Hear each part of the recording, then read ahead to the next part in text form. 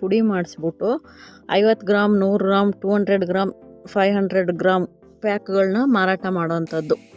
ಹೌದು, ಇವೆಲ್ಲ ಮಾರುಕಟ್ಟೆಯಿಂದ ತಂದ್ವಿ, ಎಲ್ಲಿ ಮಾರಾಟ ಮಾಡೋದು ಅಂತ ನಿಮಗೆ ಒಂದು ಕ್ವಶನ್ ಬಂದಿರಬೇಕಲ್ಲ. ಈಗ ನಿಮ್ಮ ಸ್ಥಳೀಯ ಊರಿನೊಳಗಡೆ ಇರ್ತಾವಲ್ಲ ಅಂಥ ಅಂಗಡಿಗಳಿಗೆ ಕೊಡೋ ಅಂಥದ್ದು ಫಸ್ಟು, ಮತ್ತು ಸಂತೆ ಮೈದಾನದಲ್ಲಿ, ಮತ್ತು ನಿಮ್ಮ ಸ್ನೇಹಿತರುಗಳು ಬಂಧು ಬಾಂಧವರುಗಳಿಗೆ ಕೊಟ್ಟಾಗ ಏನಾಗುತ್ತೆ, ಅದನ್ನು ಅವರು ಯೂಸ್ ಮಾಡಿ ನೋಡಿದಾಗ ಅವ್ರಿಗೆ ಇಷ್ಟ ಆದರೆ ಅವರು ಅಕ್ಕಪಕ್ಕದವ್ರಿಗೆ ಹೇಳ್ತಾರೆ. ಆವಾಗ ನಿಮ್ಮ ಬಿಸ್ನೆಸ್ ಇಂಪ್ರೂವ್ ಆಗುತ್ತೆ.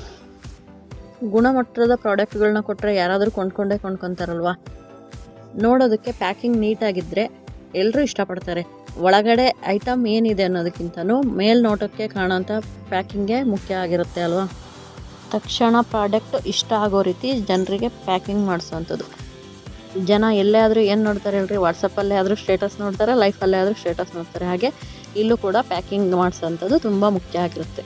ಈಗ ಒಂದು ಸಾರಿ ಪ್ರಾಡಕ್ಟ್ ಕೊಟ್ಟಿರ್ತೀವಿ ಅಂದರೆ ಅದನ್ನು ಇನ್ನೂ ನೆಕ್ಸ್ಟ್ ಟೈಮ್ ಕೊಡುವಾಗ ಅದಕ್ಕಿಂತ ಉತ್ತಮ ಪ್ರಾಡಕ್ಟನ್ನು ಮಾಡಿಕೊಟ್ಟಾಗ ಜನ ಹೆಚ್ಚು ಆಕರ್ಷಿತರಾಗ್ತಾರೆ.